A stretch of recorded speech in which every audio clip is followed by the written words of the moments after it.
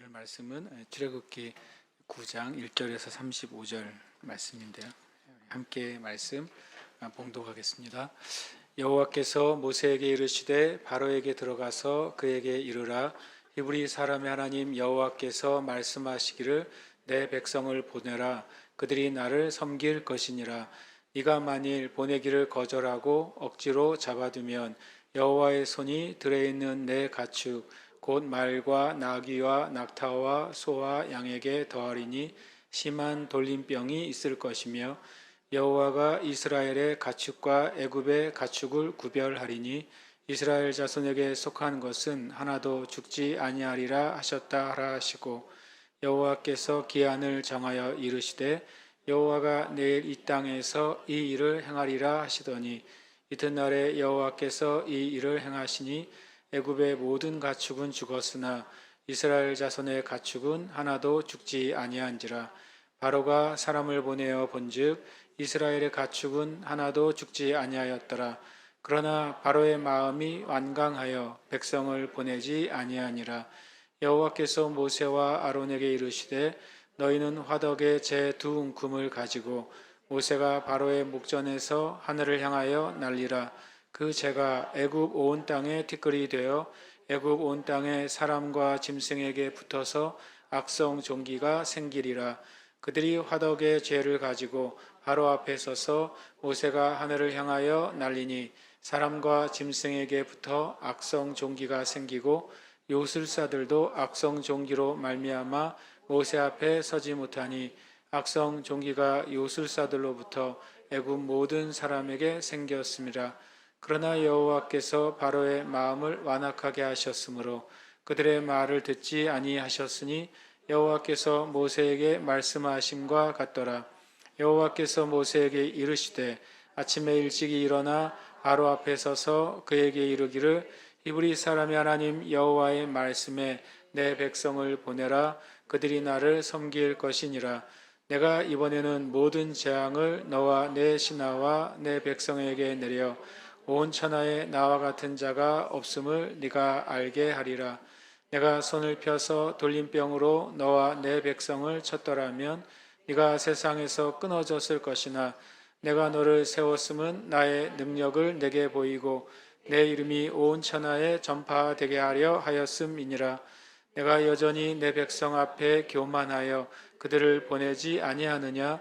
내일 이맘때면 내가 무거운 우박을 내리리니 애굽 나라가 세워진 그 날로부터 지금까지 그와 같은 일이 없었더라.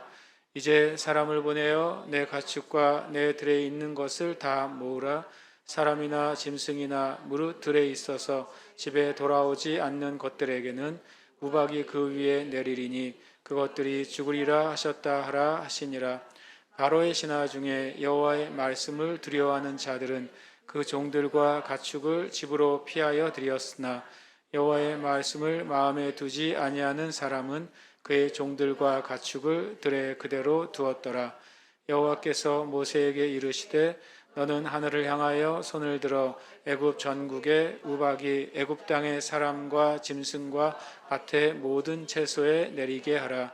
모세가 하늘을 향하여 지팡이를 들매 여호와께서 우레소리와 우박을 보내시고 불을 내려 땅에 달리게 하시니라.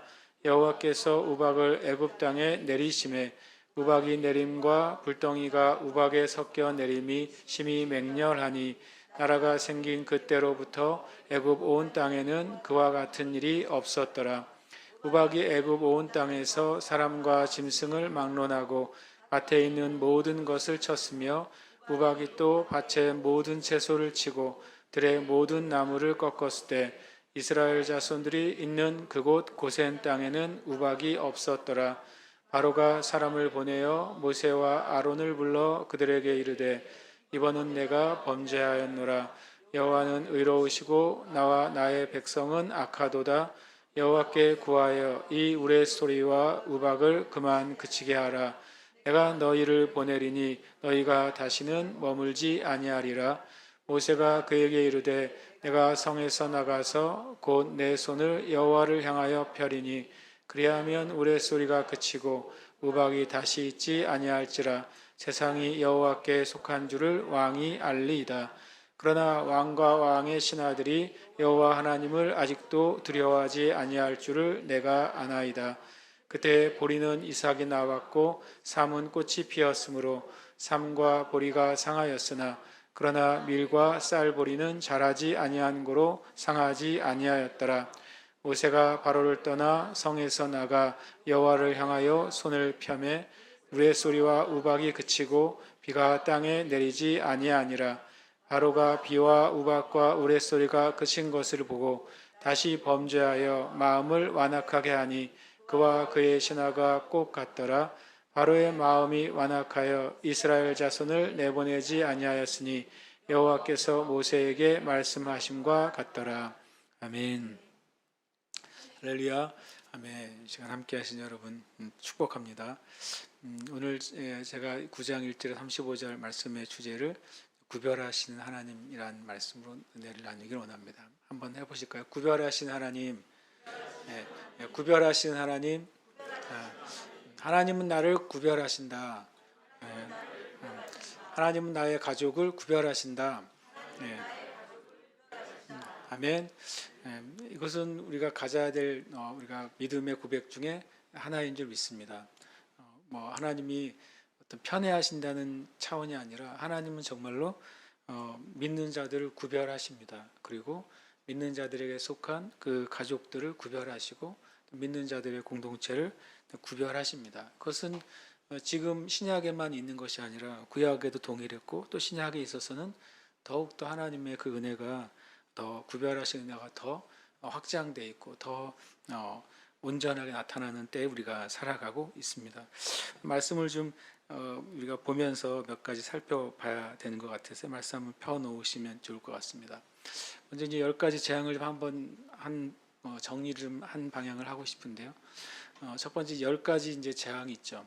10가지 재앙의 첫 번째 재앙은 이제 이 물이 피가 되는 것이죠. 나일강이 피가 되는 것이었고, 두 번째 재앙은 이제 개구리가 나일강으로부터 나와서 그냥 온 천지에 가득하게 된 것입니다. 제가 예전에 우스갯소리로 한국에서 이 두 번째 재앙이 있었으면 별 재앙이 아니었을 수도 있다. 한국 사람 다 잡아먹으니까 이건 재앙이 아니다 이렇게 어렸을 때 그렇게 생각했어요. 왜 개구리가 재앙이지? 어렸을 때 개구리를 많이 먹었거든요. 근데 먹을 수 없는 수준으로 왔으니까 재앙이 되겠죠. 세 번째는 이가 있습니다. 이라는 게 굉장히 신기하더라고요. 아무리 이 보건이나 의료가 발달해도 제 기억으로는 이는 20년인가 40년 만에 한 번씩 생긴대요. 주기적으로 생긴답니다. 그런데 그거를 과학자들이 잘 밝히지를 못한대요. 요즘 벼룩 때문에 또 난리죠. 요즘 웬 벼룩이 모르십니까? 요즘 벼룩이 여기저기서 외국에서 지금 다시 또 발행을 해가지고 우리나라까지 들어왔어요. 일단 이가 사람들을 굉장히 괴롭혔어요. 네 번째가 파리가 온 천지에 가득하게 됐습니다. 첫 번째, 두 번째, 세 번째, 네 번째는 실은 그 자체가 사람의 목숨을 해야 하는 어떤 재앙은 아니었어요. 일종의 사람의 삶의 고통과 불편함을 주는 재앙이었죠. 하나님의 이 불편함 가운데서 사람들이 하나님이 어떤 분인지를 알게 되기를 실은 바라셨다는 걸 알 수 있어요.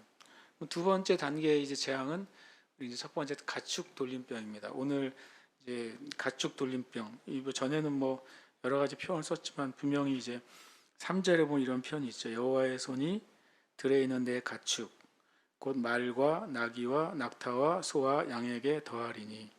이걸 보면 3절에 이런 말씀들을 전에 읽으면 이제 애굽 사람들의 주요 가축이 말, 나귀, 낙타, 소, 양이구나 라는 사실을 우리가 알 수 있는 거죠. 실제로 어떤 이제 가축들이 언제부터 사람들에 의해서 이제 길들여지고 또 언제부터 사용이 됐느냐 그런 것에 대한 실은 연구가 있는데 성경은 그런 부분에 있어서 굉장히 아주 가장 고대 기록 중에 하나가 됩니다. 그런 고고학적인 자료가. 왜냐하면 여기에 이 5개의 이 가축에 재앙이 임했다고 하는 소리는 그 이전부터 5개의 이 종류의 가축이 사람들에 의해서 이제 사육이 됐고 또 이용이 됐다는 사실을 말해주는 이제 증거 자료가 되기 때문에 성경은 여러 가지 면에서 되게 유익한 증거 자료가 되죠. 이 가축에 엄청난 돌림병이 들죠. 지금도 이제 우리나라에 이제 소에 어떤 질병이 돌고 있잖아요.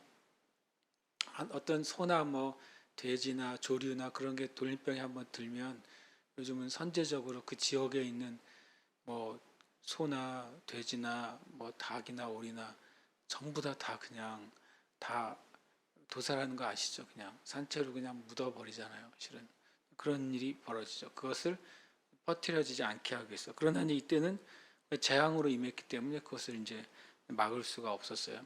그 다음에 이제 여섯 번째가 이제 악성 종기죠. 8절부터 나오는 이제 악성 종기입니다. 9절에 보면 그 재가 애굽 온 땅에 티끌이 되어 애굽 온 땅의 사람과 짐승에게부터 악성 종기가 생기리라. 이건 굉장히 이제 놀랍습니다. 예. 예를 들어서 이제 첫 번째 이 가축 돌림병은요, 그냥 생겼어요. 그렇죠? 예. 그냥 생겼어요. 그런데 악성 종기는 뭐가 있냐면 매개체가 있죠. 뭐가 있습니까? 예, 재가 있어요. 재. 가축 돌림병은 제가 보기에는 뭐 요즘으로 한다면은 이제 바이러스죠. 악성 종기는 요즘 말로 한다면 어떤 균이나 그런 거를 말할 수 있냐면 이제 균과 바이러스는 아주 완전히 개념이 다른 것이잖아요. 뭐 과거엔 그걸 이제 이해하거나 뭐 구별하지 못했을 수 있지만 신기하고 성경을 자세히 보면 그냥 구별이 돼 있어요. 가축 돌림병은 그냥 생깁니다. 예, 있을 것이다라고 말합니다. 그러니까 그것이 생겼어요. 악성 종기는 뭔가 이제 매개체가 있죠. 여기에 보면 화덕의 두 움큼의 재가 퍼져가지고 그것이 이제 사람들에게 종기가 됩니다. 어떻게 보면 이제 요즘 표현은 환경적인 재앙일 수도 있죠. 왜냐하면 재가 붙어서 종기가 됐으니까. 뭐 우리가 요즘에 이제 과학적인 상식이나 그런 걸로 이 과거의 것들을 한번 뭐 이렇저렇게 추측해 볼 수도 있는 부분이 있다는 생각이 들었어요. 말씀을 읽으면서. 일단 성경에 있는 것은 아주 작지만 뭔가 차별성과 그게 차이가 있다는 사실을 성경을 볼 때 이제 보게 되죠. 일곱 번째는 이제 우박입니다. 우박이 엄청 무거운 우박이 내릴 것이라고 이제 말씀을 하시죠. 그리고서 이제 여덟 번째는 이제 메뚜기 재앙이에요. 한번 이따 살펴보겠지만 메뚜기 재앙은 이제 9장에 나오지 않고 10장에 나오죠. 그런데 이제 내가 네 번째까지 넣은 이유는 첫 번째에서 네 번째까지는 인간에게 고통과 불편함을 주는 방식의 재앙이었어요. 근데 다섯 번째부터 여덟 번째까지는 조금 더 심화돼서요. 인간의 재산과 건강상의 심각한 손실이 발생합니다. 가축은 엄청난 인간의 재산상의 큰 손실이죠. 가축은 거의 뭐 사람 고대 시대에는 그 자체가 그들의 재산의 대부분이잖아요. 욥기 같은 경우에 욥의 재산 목록이 뭘로 되어 있습니까? 대부분 가축으로 되어 있잖아요. 욥이 동방에서 가장 부유한 사람인데 욥의 재산 리스트가 대부분 가축이었단 말이죠. 그런 것들이 큰 타격을 입게 되고 또 이 가축은 요즘 말로 하면 교통수단이기도 하잖아요. 무역과 교통의 수단이기도 하고 그리고 또 어떤 그 자체가 부나 힘을 상징하기도 하는 거였습니다. 만약에 말을 기르는 민족과 말을 기르지 않는 민족은 엄청난 이제 힘의 차이가 나게 되는 거죠. 말을 기르지 않는 민족은 전쟁할 때 우리식으로 하면 보병밖에 없는 거예요. 그러나 말이나 가축을 기르는 민족은 거기에 뭐가 들어 기마병이 있게 되는 거죠. 그러니까 뭐 보병 뛰어다니면서 싸우는 군인과 탱크나 전차를 타고 다니는 군인과 싸우면 이제 전혀 게임이 안 되잖아요. 그래서 이런 것들은 실은 굉장히 중요한 것이죠. 근데 그런 것에 엄청난 손실이 있습니다. 악성 종기는 이제 건강상의 심각한 우박도 동일하게 우박과 메뚜기도 많은 재산들이 이제 손해를 보고 그리고 이제 작물이 손해를 보는 차원이에요. 첫 번째 구는 첫 번째에서 네 번째로는 삶의 불편함과 고통이었어요. 그러나 이제는 삶의 불편함을 뛰어넘어서 가지고 있는 물질적인 그리고 소유물에 있어서 심각한 타격을 받게 됩니다. 나중에 이 재앙들이 있을 때 이때까지 재앙이 있을 때 뭐라고 말하니까 애굽의 그 신하들이 바로에게 이렇게 말합니다. 우리 애굽이 멸망한 줄을 알지 못하십니까? 이런 표현을 써요. 멸망했다라는 표현을 씁니다. 그러니까 이 두 가지 이 군의 재앙은 엄청나게 심각한 재앙이 되죠. 사실 알고 보면 우리의 삶에도 우리가 생각한 문제거리들이 크게 이 두 가지가 첫 번째 나오는 거예요. 우리의 삶에 고통과 불편함을 주는 종류의 문제들이 발생할 수 있어요. 그리고 또 한편으로는 재산상의 또는 건강상의 심각한 타격을 주는 문제들이 발생할 수 있죠. 인간 사이에 일어나는 문제들이라는 걸 우리가 알 수 있어요. 다시 10가지 재앙을 좀 이제 살펴볼 건데요. 첫 번째 이제 피, 개구리, 이파리 군에 대한 이제 이것들을 누가 피해를 받느냐 하는 겁니다. 7장 18절인데요. 한번 읽어볼까요? 이게 이제 피에 대한 것이죠. 같이 함께 읽겠습니다. 나일강에 고기가 죽고 그 물에서 악취가 나니 애굽 사람들이 그 강물 마시기를 싫어하리라 하라. 참 이제 실은 이 피나 개구리나 이런 데서 애굽 사람과 이스라엘 사람을 구별한다는 단어는 실은 두세 번밖에 안 나와요. 10가지 재앙 중에요. 그런데 실제적으로 표현이 뭐라고 되어 있냐면 애굽 사람들이 그 강물 마시기를 싫어하리라 그랬어요. 그리고 또 19절 끝에 보면 애굽 온 땅과 나무 그릇과 돌 그릇 안에 모두 피가 있으리라. 또 21절에 보시면요. 나일강에 고기가 죽고 그 물에서는 악취가 나니 애굽 사람들이 나일강 물을 마시지 못하며 애굽 온 땅에는 피가 있으나 이렇게 표현하죠. 그래서 실은 이제 실제적으로는 계속 애굽 사람, 애굽이란 말이 강조되고 있어가지고요. 이때도 실제로 고센 땅에 있는 이스라엘 백성에게는 이 피의 재앙이 영향을 주지 않았을 것으로 보여요. 그리고 두 번째 이제 8장 4절입니다. 개구리 재앙은요. 8장 4절 한번 읽겠습니다. 시작. 개구리가 너와 내 백성과 내 모든 신하에게 기어오르리라 이렇게 돼 있어요. 또 이제 6절에 보면 아론이 애굽 물들 위에 그 손을 내밀매 개구리가 올라와서 애굽 땅에 덮이니 라고 이제 표현을 합니다.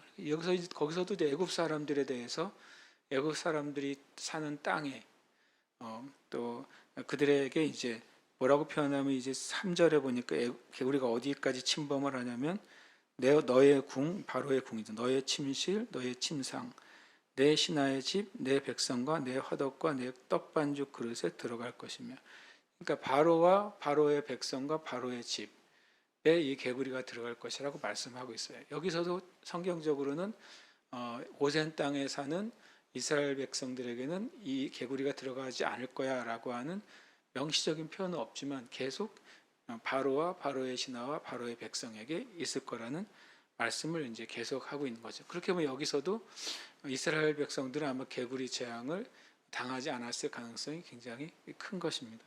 그냥 일반적으로 저는 어렸을 때 몇 가지 재앙만 하나님이 구발하셨다고 생각했는데 그러지 않다는 사실을 다시 한번 이제 확인해 보게 됐어요. 2도 있습니다. 2가 8장 17절인데요. 한번 읽어보겠습니다. 시작.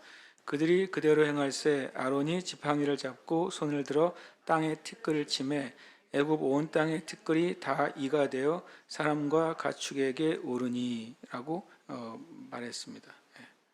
근데 18절에 요술사들이 그거를 해결하려고 했는데 이제 이때부터는 이제 흉내를 낼 수가 없었어요.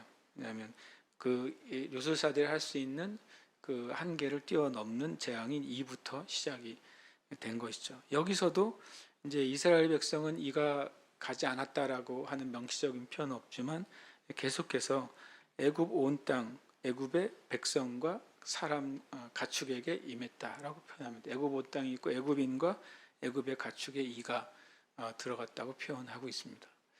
이제 8장 22절 23절에 파리에서는 구별이라는 단어가 나오게 됩니다. 8장 22절 23절 읽어보겠습니다. 그날에 나는 내 백성이 거주하는 고센 땅을 구별하여 그곳에는 파리가 없게 하리니 이로 말미암아 이 땅에서 내가 여호와인 줄을 내가 알게 될 것이라. 내가 내 백성과 너의 백성 사리를 구별하리니 내일 이 표정이 있으리라 하셨다 하라 하시고.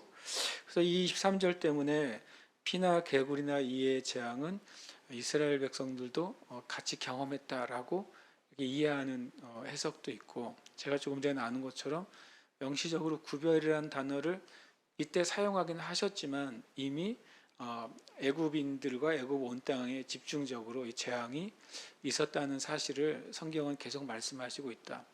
왜냐하면 이스라엘 백성들은 당시에 애굽인들과 떨어져서 살았거든요.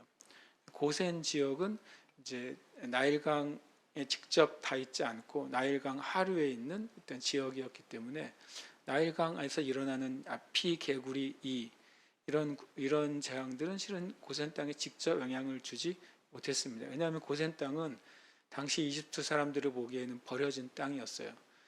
그 전에 우리가 창세기에서 아는 것처럼 이 요셉이 이렇게 표현합니다. 형들에게 애굽 사람들은 목축업을 가증히 여긴다. 그래서 고센 땅에 살아도 애굽 사람들하고 이제 이 히브리인들하고 구별이 되기 때문에 여기를 오지도 않을 거라는 개념을 얘기합니다. 그러니까 이 애굽 사람들의 개념에는 나일 강이 흐르지 않는 땅은 부정한 땅인 거예요. 왜냐하면 나일 강의 그 물의 신, 그리고 나일 강에 있는 그 신들의 보호로부터 멀어진 땅이니까. 근데 거기에 이제 히브리인들이 살았고 거기에 목축업을 치면서 살았고 거기서 이제 엄청 번창하게 자라난 것이죠. 그러나 여전히 애굽 사람들이 보기에는 이 히브리인들은 부정한 사람들인 거예요. 그렇기 때문에 피, 개구리, 이는 다 나일강과 나일강을 통해서 일어난 재앙들이잖아요. 그래서 어느 정도 저는 이제 구별이 될 수 있다고 생각합니다. 그런데 이제 파리는 성경에 주님이 명확하게 이제 구별이 되었다라고 이제 표현하고 계신 것이죠. 그 다음에 이제 5번째, 6번째, 7번째, 8번째 이제 메뚜기 재앙이 나오는데 오늘 이제 5번째 가축의 돌림병인데요. 4절 한번 같이 읽어보겠습니다. 시작. 여호와가 이스라엘의 가축과 애굽의 가축을 구별하리니 이스라엘 자손에게 속한 것은 하나도 죽지 아니하리라 하셨다 하라 하시고. 여기서 처음으로 죽음이라는 단어가 등장을 합니다. 그러니까 첫 번째부터 네 번째까지는 죽는다는 표현은 없었어요. 그래서 제가 아까 이제 어떤 생활의 불편함이나 고통이었다고 표현하는데 가축 돌림병이 나오면서부터 죽음이라는 단어가 처음에 나와요. 그러니까 사제가 다시 한번 이스라엘의 가축과 애굽의 가축을 구별해서 이스라엘 자손에 속한 가축은 죽지 않을 것이고 애굽에 속한 가축은 죽을 것이다 라고 해서 이 재앙 가운데 죽음의 요소가 5번째부터 이제 들어가기 이제 시작합니다. 그리고 이제 2절에 이런 표현을 합니다. 네가 만일 보내기를 거절하고 억지로 잡아두면. 이 말이 이제 어떤 표현을 가지고 있냐면 이 바로가 알고 있다는 거예요. 지금 이 재앙이 하나님께로부터 왔다는 사실도 알고 이 재앙 때문에 바로가 또 애굽 백성들이 고통당한 것을 아는데 자기 고집 때문에 억지로 보내지 않는 거예요. 그런 표현을 이제 2절에서 하고 있죠. 그러면서 3절에 여호와의 손이 임한다는 표현을 씁니다. 여호와의 손. 여호와의 손이 뭐냐면 바로 이제 재앙의 근원이죠. 재앙이 어디로부터 시작되는가? 그것은 바로 여호와의 손이다라고 표현합니다. 이것은 이제 3장 19절에도 표현하고 있는데 한번 성경 보시면 출애굽기 3장 19절 찾으셨습니까? 잘 찾으시면서 읽으면 되겠습니다. 19절 읽겠습니다. 시작. 내가 아노니 강한 손으로 치기 전에는 애굽 왕이 너희가 가도록 허락하지 아니하다가 라고 말했습니다. 또 20절에도 내가 내 손을 들어 이렇게 말하고 있어요. 그러니까 하나님의 그 재앙과 능력의 그 근원을 여호와의 손이라고 표현합니다. 만약에 성경상에 하나님의 손이 임했다 이런 표현은 하나님의 능력이 임한 거예요. 하나님의 능력이 하나님의 백성에게 임할 때는 그 능력이 그 하나님의 백성을 파괴하는 게 아니라 하나님의 그 백성에게 능력을 부여하는 거죠. 그러나 하나님의 백성이 아니고 하나님을 대적하는 이들 가운데 하나님의 손이 임하면 그 능력이 그 하나님을 대적하는 대상을 파괴합니다. 이게 이제 하나님의 내 손의 양면성인 거죠. 하나님의 능력의 양면성이에요. 동일한 그 권능이 하나님의 사람들에게 임하느냐 아니면 하나님을 대적하는 이들에게 임하느냐라고 하는 것입니다. 그래서 우리는 이 여호와의 손의 능력을 우리는 구해야 되는 겁니다. 만약에 우리가 주님을 대적하고 있다면 그 능력이 오히려 우리에게 문제가 되겠죠. 그러나 분명히 여호와의 손은 바로 재앙의 근원이 될 뿐만 아니라 여호와의 손은 능력의 근원이 되는 거죠. 그리고 나중에 보면 이제 이들이 받는 재앙의 근원은 여호와의 능력으로 시작됐지만 그 재앙의 그 원인 제공은 누가 합니까? 바로 이 애굽과 바로와 또 애굽의 백성들의 죄 때문이라는 것이 이제 뒤에 나오게 됩니다. 그리고 보시면 이제 계속 좀 보겠습니다. 5절에 보면 여호와께서 기한을 정하여 이르시되 여호와가 내일 이 땅에서 이 일을 행하리라 하시더니 이튿날에 여호와께서 이 일을 행하시니, 주님이 이제 재앙을 행하실 때 말씀하시고 그대로 행하셨어요. 그래서 그 기한을 정확하게 지키셨기 때문에 그것을 통해 또 이스라엘 백성이나 애굽 사람이나 하나님의 어떤 분인지를 알게 되고 자신들이 당하는 일이 우연히 일어난 사건이 아니라 뭔가 그 하나님의 신적 권능에서 일어난 사건이라는 것을 이제 알 수 있게 됩니다. 그리고 6절에 그 결과가 애굽의 모든 가축은 죽었으나 이스라엘 자손의 가축은 하나도 죽지 아니한지라. 7절이 엄청 재미있는데요. 7절 한번 읽어볼까요? 시작. 바로가 사람을 보내어 본즉 이스라엘의 가축은 하나도 죽지 아니하였더라. 그러나 바로의 마음이 완강하여 백성을 보내지 아니하니라. 바로가 확인을 합니다. 모세가 이제 내가 하나님의 재앙을 이제 하게 할 텐데 그러면 이스라엘 백성과 또 애굽인의 가축을 구별할 거야 라고 말했을 때, 애굽인의 가축은 뭐 다 죽었으니까 뭐 집집마다 그냥 난리가 났겠죠, 정말로.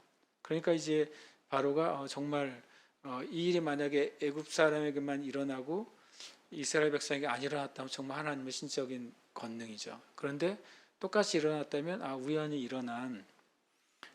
일어난 사건이, 그것을 모세가 조금 일찍 말했을 뿐인 거잖아요. 알아차릴 뿐이거나. 그런데 7절에 보면 바로가 확인을 합니다. 확인을 했다고 말해요. 그런데 확인해 보니까 이스라엘의 가축은 하나도 죽지 않았어요. 이때부터는 아마 이 5번째부터는 명시적으로 이렇게 재산상의 엄청난 불이익이 더해진 거잖아요. 사람들이 자기의 일하기 일하는 뭐 어떤 개인적인 것들에는 크게 반응을 안 하는데요. 뭔가 가지고 있던 소유가 사라지거나 문제가 생기면 이제 사람들은 그것이 이제 요즘 말로 하면 뭐가 옵니까? 현타가 오는 거죠. 현타가 무슨 뜻인지 몰랐다가 현실 인식 타임이라면서요. 제가 다 한글 사람은 한글을 쓰든지 영어를 쓰려면 영어를 쓰지, 한글과 영어를 섞어 쓰면서 그것도 또 줄여서 말을 해요. 그래서 참 어려운 세상에 내가 살고 있다. 그걸 이해해야 되니까 현실을 정말 인식하게 된 거죠. 이 모든 가축이 하루 한 날에 다 죽었다고 생각해 보세요. 정말 이거는 공포스러운 일이에요. 실은 엄청 공포스러운 일이에요. 그 가축들의 그 죽은 사체를 치워야 되잖아요. 그러면서 얼마나 공포스러웠겠어요. 그리고 실은 의외로 사람들은 자신이 기르는 가축이나 동물에 대한 뭐가 있어요? 굉장히 많은 애정과 애착이 있어요. 근데 그것이 한날 아침에 그냥 사라졌을 때 아마 이스라엘 백성들은 깜짝 놀랐을 것이고 애굽 백성들은 굉장한 실은 정신적인 타격도 엄청나게 컸을 거예요. 굉장히 큰 이제 혼돈이 그때부터 시작이 됐을 것입니다. 그러면서 이제 8절에 보시면 이제 악성 종기가 나오게 됩니다. 9절 한번 같이 읽어볼까요? 시작. 그 죄가 애굽 온 땅에 티끌이 되어 애굽 온 땅의 사람과 짐승에게 붙어서 악성 종기가 생기리라. 굉장히 그 초자연적인 이제 그림이죠. 실은 이제 상징적으로 죄를 하늘에 뿌렸는데 성경은 그렇게 표현해요. 그 죄가 온 땅에 티끌이 됐다고. 만약에 요즘 뭐 애니메이션이나 그런 걸로 기법으로 그린다면 엄청 이제 환상적인 장면이 되겠죠. 그 죄가 온 나라에 퍼지고 그것이 사람들에게 달라붙을 때마다 뭐가 생기는 거예요? 몸에 종기가 생기는 거죠. 종기 한번 생겨보신 적 있으세요? 저는 정말 뭐 조그만 뽀르지 말고 종기요. 뾰루지는 그냥 짜면 되는데 저는 예전에 어렸을 때 엉덩이 위쪽에 종기가 하나 생겼는데요. 너무 아파가지고 병원에 갔더니 마취를 안 하고 세상에 그 종기를 십자로 칼로 짠 다음에 그거를 짜더라고요. 그래서 나는 참 막 엄청 제가 막 죽을 뻔했어요. 너무 아파가지고. 그리고 나중에 보니까 이 짠 그 거지가 정말 두 주먹 한 가득인데 피와 고름이 가득 찬 거예요. 그러니까 제가 그 종기 하나 생겼을 때 앉는 것도 힘들고 걷는 것도 힘들고 눕는 것도 힘들고 정말 며칠 불편했었거든요. 그래서 제가 요 종기 얘기가 나오면 정말 만약에 그런 악성 종기가 사람 온몸에 생겼다고 생각해 보니까 저는 엄청 소름이 돋더라고요. 엄청 고통스럽겠다. 그리고 이걸 어떻게 표현할까 이런 생각이 제가 들었어요. 근데 이게 사람에게도 붙었고 짐승에게도 붙다고 그래요. 이 악성 종기부터는 이제는 사람과 짐승의 같이 이것이 일어나요. 가축 돌림병 때는 가축만 있었잖아요. 이제는 남아있는 가축과 또 사람에게 둘 다 그냥 돌림병이 붙었습니다. 더해서요. 11절 보면 또 이런 차원도 있습니다. 요술사들도 악성 종기로 말미암아 모세 앞에 서지 못하니. 이제는 그 전에 이제 요술사들이 처음에 이 재앙 한두 개 흉내를 냈잖아요. 그 다음에 이제 이부터는 흉내를 못 냈어요. 그런데 이제 악성 종기 때는 완전히 이제 그 재앙의 희생의 대상이 돼버렸어요. 그러니까 실은 바로가 볼 때 그래도 이 애굽의 이제 파워풀한 요술사들인데 이들이 이제 오히려 모세가 풀어놓은 재앙의 희생양이 되고 이제 바로를 도와줄 수 없는 바로가 이제 누구에게도 도움을 받을 수 없는 상태가 됐죠. 당시에 그 마술사들은 일종의 그 애굽의 신들에게 권세와 힘을 제공받은 존재들로 여겼는데 그들이 오히려 이제 모세가 풀어놓은 재앙의 희생양이 되니까 결국엔 애굽의 신들이 이 애굽과 바로를 도와줄 수 없는 존재라는 것이 이제 증명이 되기 시작한 것이죠. 그런데 이제 12절에는 아직도 여전히 마음이 완악하다고 되어 있습니다. 왜냐하면 2절에 주님이 이렇게 말씀하셨잖아요. 네가 억지로 잡아두면이라고 표현했어요. 그 일이 이제 계속 진행이 되고 있죠. 그러면서 이제 7번째 우박의 재앙이 나타납니다. 19절에 보면 이렇게 말씀하고 있습니다. 한번 19절 같이 읽어볼까요? 이제 사람을 보내어 내 가축과 내 들에 있는 것을 다 모으라. 사람이나 짐승이나 무릇 들에 있어서 집에 돌아오지 않는 것들에게는 우박이 그 위에 내리니 그것들이 죽으리라 하셨다 하라 하시니라. 이 우박의 재앙부터는 이제 여섯 번째 재앙까지는 하나님의 권능이 어떻게 보면 충분하게 애굽 사람들에게 이제 각인이 됐죠. 몸에 각인이 됐죠. 내 몸에 악성 종이가 생겼으니까 이거 맞지. 사람의 몸에 있는 고통은 각인이 되는 거잖아요. 그 상태에서 이제는 이제 우박이 떨어지는데 거기에 재미있는 조건이 있어요. 애굽 사람들에게도 기회를 하나 줘요. 하나님에 대해서 이제 순종할 수 있는 기회를 주고 순종할 때 하나님이 은혜를 베푸신다는 사실을 애굽 사람들에게도 가르치세요. 그건 참 이제 특별합니다. 19절에. 그랬더니 보면 이제 20절을 보니까 이렇게 되어 있죠. 바로의 신하 중에 여호와의 말씀을 두려워하는 자들은 그 종들과 가축을 집으로 피하여 들였으나 여호와의 말씀을 마음에 두지 아니하는 사람은 그의 종들과 가축을 들에 그대로 두었더라. 참 놀랍게도 이제 구별이 있는데 실은 애굽인들에게 내려지는데 애굽인 안에서도 구별을 주셨어요. 하나님을 경외하는 것을 이 첫 번째부터 이제 일곱 번째, 여섯 번째까지를 통해서 깨달은 사람들은 이 경고를 듣고 이렇게 자신들의 가축이 피해를 보지 않게 할 수 있었던 거죠. 그러나 여전히 하나님의 말씀을 마음에 두지 않는 이들에게는 그 경고가 의미가 없었어요. 똑같이 그들에게 엄청난 재앙이 내리죠. 24절에 본 우박이 어떻게 내렸는지가 나오는데요. 24절에 이렇게 되어 있습니다. 우박이 내림과 불덩이가 우박에 섞여 내림이 심히 맹렬하니 라고 말했습니다. 그리고 23절에 보면 이제 한글 성경에 재밌는 표현이 있는데요. 모세가 하늘을 향하여 지팡이를 들매 여호와께서 우레소리와 우박을 보내시고 불을 내려 땅에 달리게 하시니라. 재밌잖아요. 달리게 하시니라. 근데 영어 표현을 봤더니 없어요. 달리게 했다는 표현이. 그리고 이게 뭐야 그랬더니 오히려 한글 성경이 여기서는 원어의 표현을 그대로 번역을 잘 했더라고요. 이 걷다라는 히브리어 단어가 여기에 들어갑니다.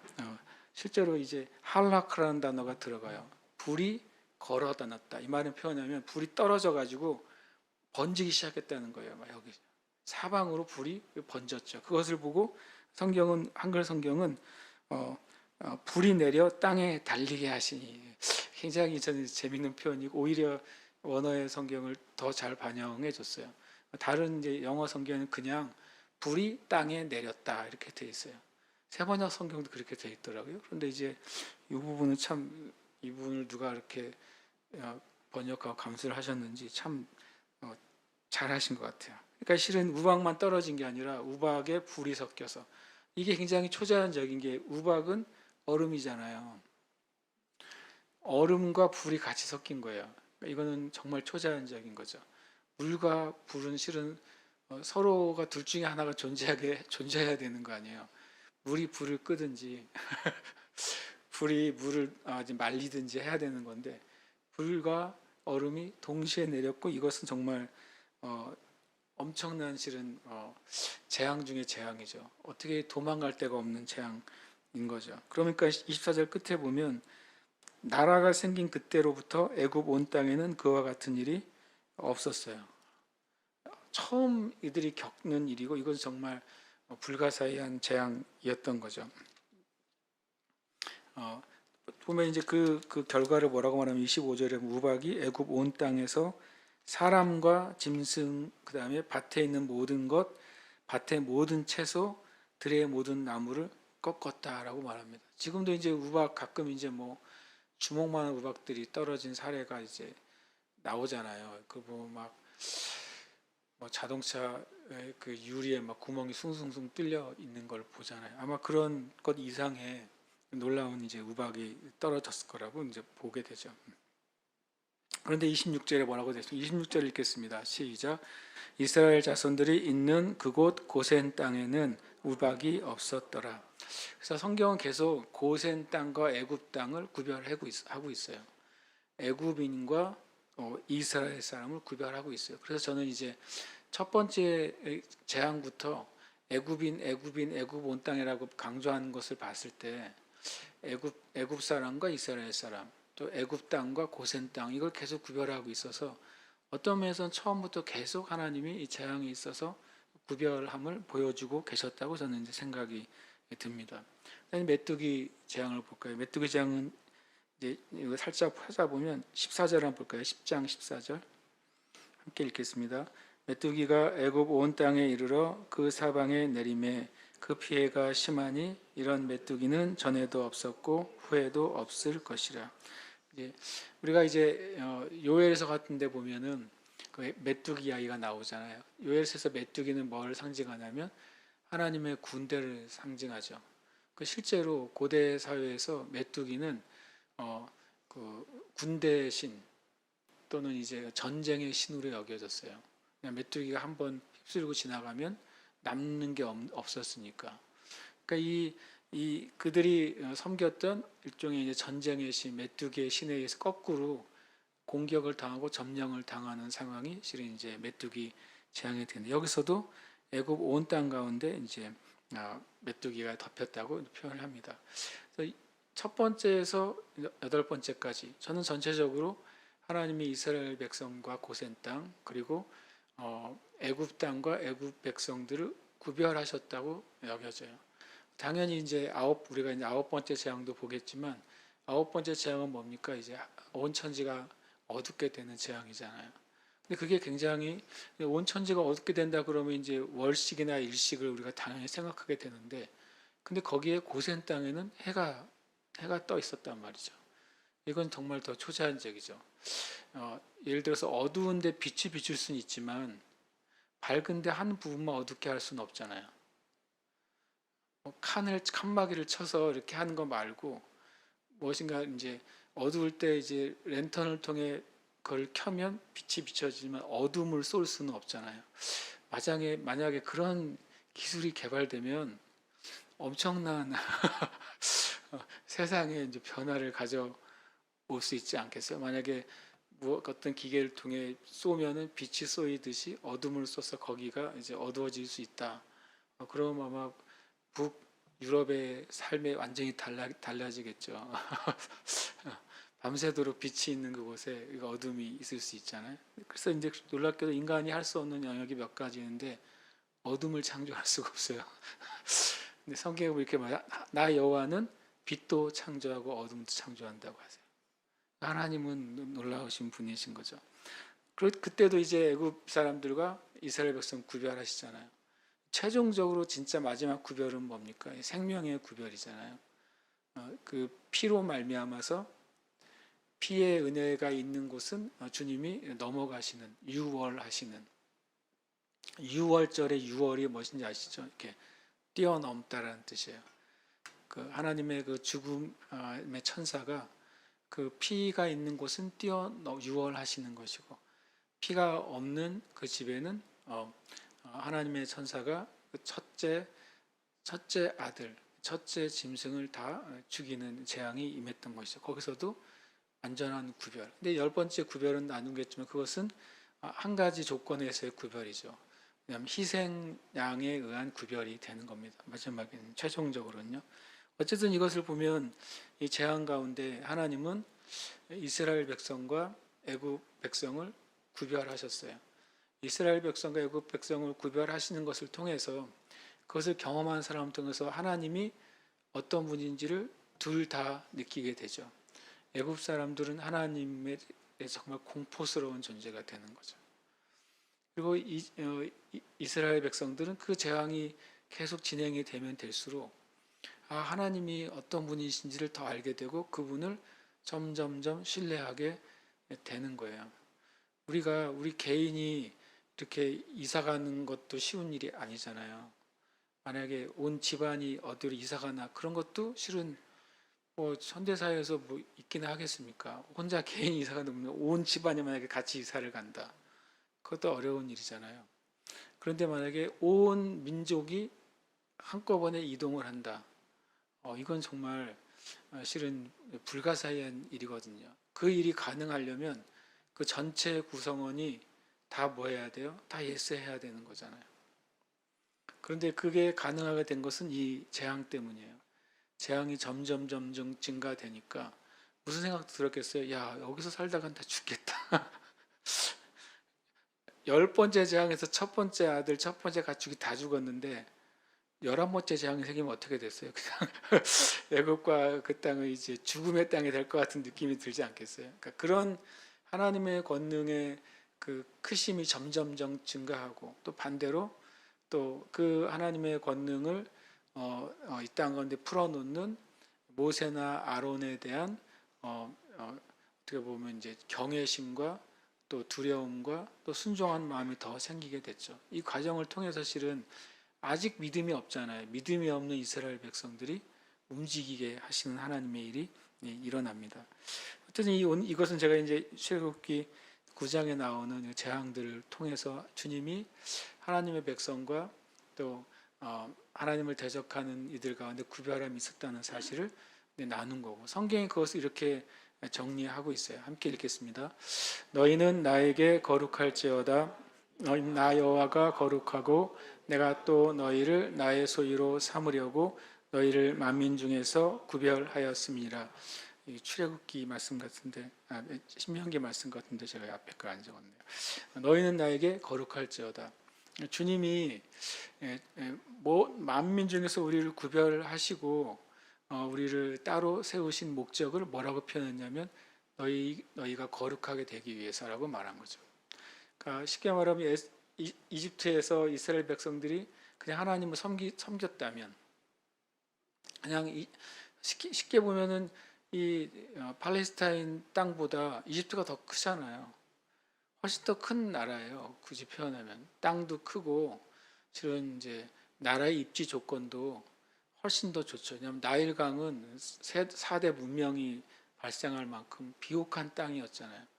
그 대신에 팔레스타인은 강이 있어요. 요단강 가보셨어요? 요단강 가보시면 이게 강이야? 그런 소리 들려요. 왜냐하면 예수님의 세례터에 가면 사람들이 깜짝 놀래요. 예수님의 세례터 요단강 가면 굉장히 은혜로운 마음과 감동을 받을 준비를 하고 가는데 시냇물이 하나 흘러요. 그 다음에 물 색깔이 아주 누래요. 들어가고 싶지가 않은 물 색깔이. 여기서 세례를 받는다고 별로 가고 싶지가 않고, 더해서 그리고 더 재밌는 건 여기서 뭐 저기 방송실 정도까지 거리에 가면 거기는 요르단이에요. 여기는 여기는 이스라엘이고 저기는 요르단이란 말이에요. 수영할 필요도 없어요. 이제 들어가서 몇 번 허우적대면 요르단 들어가는 거예요.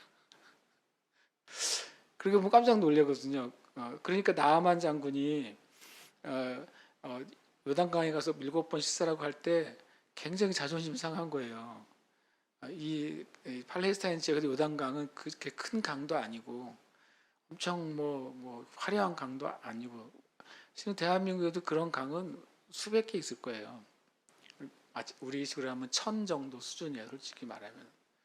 그런데 물론 이제 범람할 땐 그 거리가 뭐 50m 뭐 이렇게 100m까지 이렇게 벌어질 수 있다고 하지만 평소에는 뭐 10m, 20m밖에 안 되는 강폭이 엄청 많습니다. 그렇게 보면 이제 이집트가 훨씬 더, 나일강은 정말 엄청 조건이 좋잖아요. 주님이 거기서 그냥 이스라엘 백성들 쓸어버리고 거기를 이스라엘 땅으로 만들어도 이스라엘 백성들이 사는 땅으로 만드실 수 있는 분이잖아요. 주님이 왜 만민 중에서 구별해서 이집트 땅에서 구별해서 출애굽하게 하시고 광야 생활을 하게 하시고 어렵게 가나안 땅에 들어가게 하셨는가? 이유는 딱 하나예요. 이 구별됨의 목적은 거룩함인 거예요. 하나님의 거룩한 백성이 되게 하기 위해서 구별하시는 것. 그것이 이제 주님의 목적인 거죠. 저와 여러분이 하나님이 우리를 구별하시는 이유가 있다면 그것은 우리가 하나님 앞에 합당한 거룩한 백성이 되기를 원하시는 거죠. 성경은 이제 거룩의 개념을 진리로 거룩하게 된다고 표현해요. 그러니까 우리는 세상의 개념으로는 거룩함은 윤리적인 거룩함을 생각하잖아요. 그죠? 법적인 거룩함을 생각한단 말이죠. 세상 사람들이, 세상의 기준은 윤리적으로 흠결이 없는 사람은 나름 의롭고 거룩해라고 생각합니다. 그리고 법적으로 불법을 저지르지 않고 법적으로 문제가 없는 사람도 일종의 의롭고 거룩한 사람으로 여겨지는 거예요. 그러나 성경의 말씀은 저희를 진리로 거룩하게 해달라고 그래요. 아버지의 말씀은 진리라고. 예수님이 기도하신 거잖아요. 그러면 우리가 거룩하게 되는 것은 진리 안에 사는 삶이 거룩하게 되는 삶이에요. 그러니까 우리가 당연히 거룩함 안에는 다시 말한 것처럼 윤리적으로 또 영적으로 내 삶에 있어서 뭔가 탁월한 수준을 유지하는 게 거룩함이 맞는데, 그것은 우리의 어떠함이 아니라 우리가 진리의 말씀에 순종하는 것을 통해서 나온 결과여야 된다는 거예요. 나의 의지나 또는 나의 기준으로 남들보다 좀 더 깨끗하고 바른 삶을 살아야지, 그런 방식의 거룩이 아니라 내가 진리의 말씀대로 살려고 하는 그 결과로 우리가 실은 윤리적으로도 훨씬 더 탁월하게 되는 것이고, 진리의 말씀대로 사는 그 결과로 훨씬 더 의롭고 하나님이 받으실 만한 삶을 살게 되는 거룩, 그것이 구별됨의 목적인 것입니다. 근데 신약에서는 이렇게 말합니다. 구약에서는 이스라엘 백성을 향해서 내가 너를 만민 가운데서 구별하게 되었다. 이유는 온 세상이 우상 가운데 있지만 너희는 나를 믿는 거룩한 백성이 되게 하기 위했다고 말씀하세요. 근데 신약에서는 이런 표현으로 이제 말씀하고 있습니다. 주님이 신약의 백성들은 목적을 뭐라고 말하냐면 너희를 어두운 데서 불러내어 그의 기이한 빛에 들어가게 하신 이의 아름다운 덕을 선포하게 하게 하시며 그것을 위해서 우리를 구별했다 그래요. 너희는 택하신 족속으로 구별한 것이죠. 왕 같은 제사장들로 구별한 것이죠. 거룩한 나라로 구별한 것이죠. 그의 소유로 구별한 거예요. 여기 구별이라는 단어가 없지만 제가 왜 구별이라는 표현을 쓰냐면 택하신 족속이라는 말 중에 많은 족속 중에 택했다고 하는 것을 구별한 것이죠. 왕 같은 제사장들이라고 하는 말 가운데 이스라엘 12지파들 모두가 제사장 지파가 아니었잖아요. 딱 한 지파, 12지파 중에 한 지파만 제사장들 지파로 구별이 됐어요. 그러니까 우리를 향해서 너희들이 왕 같은 제사장들이라고 하는 것 자체는 하나님이 우리를 구별하셨다는 것을 말씀하고 있어요. 거룩한 나라는 것도 마찬가지죠. 많은 세상의 나라들 가운데에서 내가 너희를 거룩한 나라로 구별했다라고 말합니다. 그의 소유는 주님의 소유가 아닌 것과 구별이 됩니다. 이 네 가지는 저와 여러분이 이 신약에 있는 교회와 그리스도인들이 이렇게 놀라운 하나님의 구별의 은혜 가운데 있다는 것을 확인해 주는 말씀이 돼요. 심지어 여기서는 너희라고 말할 때 이 너희는 모든 교회와 그리스도인들을 가르치고 있는 것이죠. 구약의 관점으로는 택하신 족속은 이스라엘 민족이에요. 구약의 관점은 왕 같은 제사장들은 레위 지파와 아론의 자손들이에요. 구약의 관점으로 거룩한 나라는 역시 그 팔레스틴에 세워지는 그 가나안 7족속을 무찌르고 세워진 이스라엘이라는 나라가 거룩한 나라란 말이죠. 그리고 또 구약의 관점으로는 그의 소유가 된 백성은 아브라함이라는 그 조상의 혈통 안에서 난 사람들이 바로 하나님의 소유가 된 백성이죠. 이 구약의 관점에서는 저와 여러분 여기 속하지 않는 거예요. 그러나 신약에 있어서 베드로 사도가 유대인이잖아요. 베드로 사도는 완전한 유대인이고 그가 하나님의 성령의 임한 오순절날 이후에 초대교회 리더가 됐잖아요. 그가 주님의 복음을 전하는 수제자로서 첫 번째 사도로서 그의 삶을 살았잖아요. 완전히 유대인인 그가 이제 선포하는 거죠. 너희는 여기선 유대인을 말하는 게 아니라 예수 그리스도를 믿고 구원받은 그리스도인과 그리스도인의 공동체인 교회를 말하는 것이죠. 실은 이제 하나님의 구별하심은 구약에 비해서는 엄청나게 확장이 됐어요. 심지어 다시 또 이제 유대인들도 이 안에 속하게 되는 거죠. 유대인이나 이방인이나 다 예수 그리스도 안에서 구별된 존재로 이제 부름 받았고, 이제 구별된 존재의 이제 목적이 구약에서는 너희가 거룩해야 된다라는 표현을 했지만 신약에서 뭐라고 말하고 있습니까? 너희가 이제는 하나님의 아름다운 덕, 하나님의 아름다운 덕은 구원하시는 은혜고 또 우리에게 축복하시는 은혜고 또 치유하시는 은혜이고 하나님의 능력을 부어주시는 은혜, 그것이 기이한 빛 가운데서 베푸신 하나님의 아름다운 덕인 것이죠. 그것을 선포하려고 하는 것이 이 신약의 구별된 교회와 성도들의 구별됨의 목적이 되는 것입니다. 그러면서 주님이 우리에게 또 구별의 말씀을 하셨어요. 열 재앙에서는 분명히 이제 저는 모든 재앙 가운데 이스라엘 백성들이 보호를 받았다고 생각하는데 신약에서 똑같이 하나님의 백성을 향한 주님의 그 보호의 약속이 있어요. 저 여러분이 이 약속을 오늘 그냥 우리가 붙잡았으면 좋겠어요. 누가복음 12장 7절 말씀인데 함께 읽겠습니다. 너희에게는 심지어 머리털까지도 다 세신 바 되었나니 두려워하지 말라. 너희는 많은 참새보다 더 귀하니라. 이건 정말 그냥 아멘이라고 읽게 되는 말씀이 맞아요. 그런데 이런 제가 묵상하게 됐어요. 이 말이 정말 나에게 얼마나 실감이 나나. 너에게는 심지어 머리털까지도 다 세신 바 되었나니. 실은 우리의 머리털을 세려고 하는 사람도 없겠지만 세는 것도 어떻게 보면 좀 불가능에 가깝잖아요. 왜 불가능에 가까울까 생각을 해봤더니 요즘은 과학이 발달하니까 몇 개라고 보통 얘기하기도 하잖아요. 그러나 마지막 한 자릿수까지 셀 수는 없는 것이 우리 머리털이 하루에도 수백 개씩 빠지고 하루에도 수백 개가 나거든요. 계속 진행해야 되는 거잖아요. 그것을 셀 수 있는 존재가 없잖아요. 수가 많다 적다가 아니라.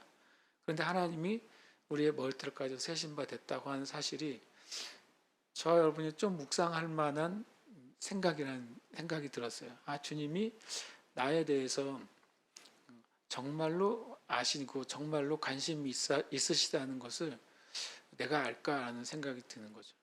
우리가 가끔 이제 부모들이 자녀들에서 관심이 있다는 사실을 자녀들이 잘 이해하지 못할 때 좀 서운할 수 있잖아요. 그러나 실제로 하나님은 저와 여러분에서 정말 엄청난 관심을 가지고 계시다는 것, 정말로 관심이 있으시다는 사실을 우리가 얼마큼 그것을 인지할까 그런 생각이 들었어요. 그러니까 두려워하지 말라. 앞에 있는 참새가 나오죠. 참새 한 마리도 주님의 뜻이 아니면 떨어지지 않는다라고 말씀하시면서 너희는 많은 참새보다 귀하다고 그랬어요.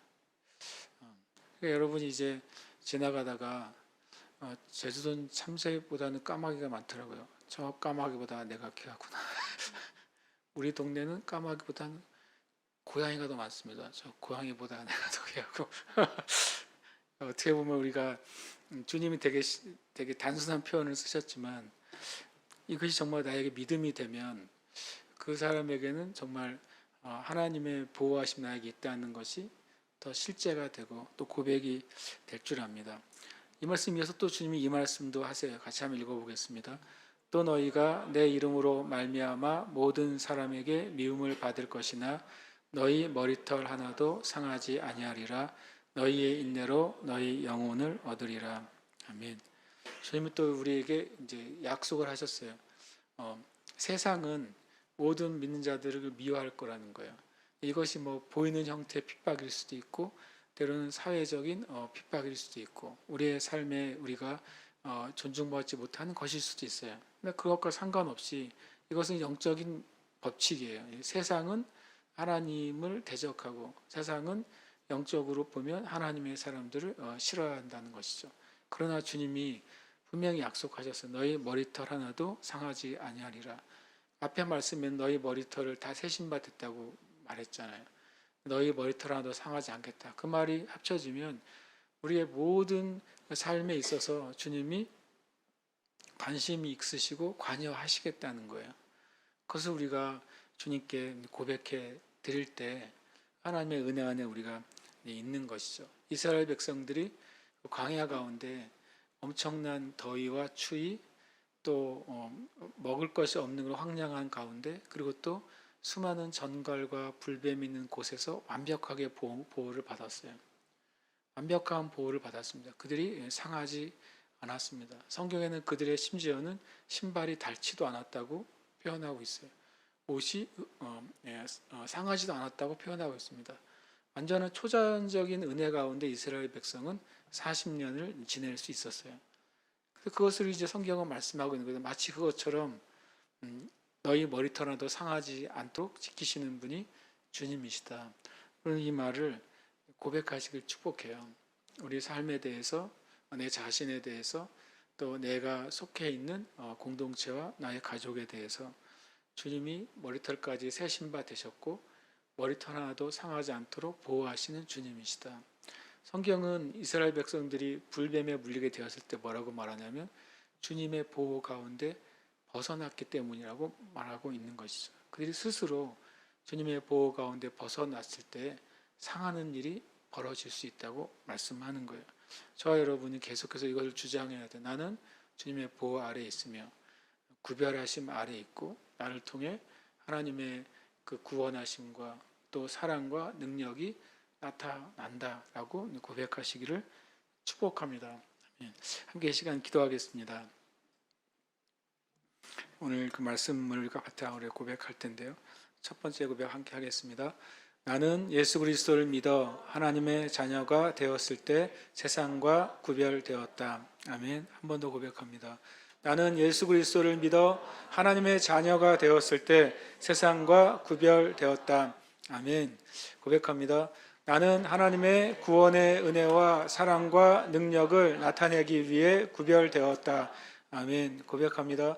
나는 하나님의 구원의 은혜와 사랑과 능력을 나타내기 위해 구별되었다. 아멘. 고백합니다. 진리로 거룩하게 구별할 때 하나님은 나를 통해 구원과 능력을 나타내신다. 아멘. 고백합니다. 진리로 거룩하게 구별할 때 하나님은 나를 통해 구원과 능력을 나타내신다. 아멘. 제가 어떤 분하고 이야기하는데 습관적으로 이런 말 표현하더라고요. 나는 뭐 아무것도 아니지만 이런 표현을 하더라고요. 계속 습관적으로.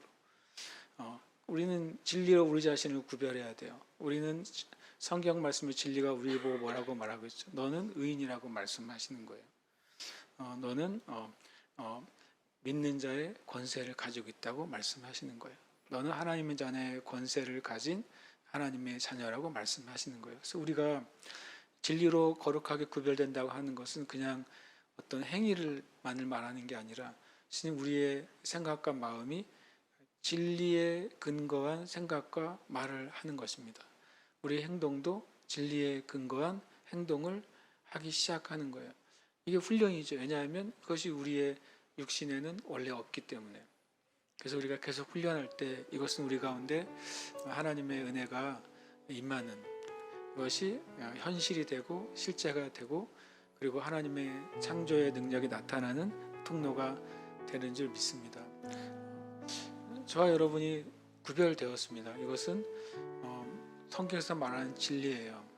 하나님의 자녀일 때 하나님은 반드시 구별하셨어요. 이스라엘 백성을 정말 무서운 재앙이 애굽 땅 전체에 임할 때에도 이스라엘 백성들을 구별하셨어요. 그래서 하나님이 어떤 분인지를 실제로 보여주셨다는 것이죠. 그럼 지금도 하나님은 구별하신다고 말씀하세요. 우리가 이 시간 기도하십시다. 이것을 고백하고 우리가 새벽에 그 기도를 했었잖아요. 우리가 죄와 사망의 법이 더 이상 우리를 다스리지 못한다. 우리는 생명의 성령의 법이 우리를 다스린다 라고 말했습니다. 그것을 우리가 고백해야 됩니다. 함께 이 시간 이름을 넣어서 우리가 고백하시고 기도하겠습니다. 고운령은 예수 그리스도를 믿어 하나님의 자녀가 되었을 때 세상과 구별되었다. 고운령은 하나님의 구원의 은혜와 사랑과 능력을 나타내기 위해 구별되었다. 진리로 거룩하게 구별할 때 하나님은 나를 통해 구원과 능력을 나타내신다. 아멘.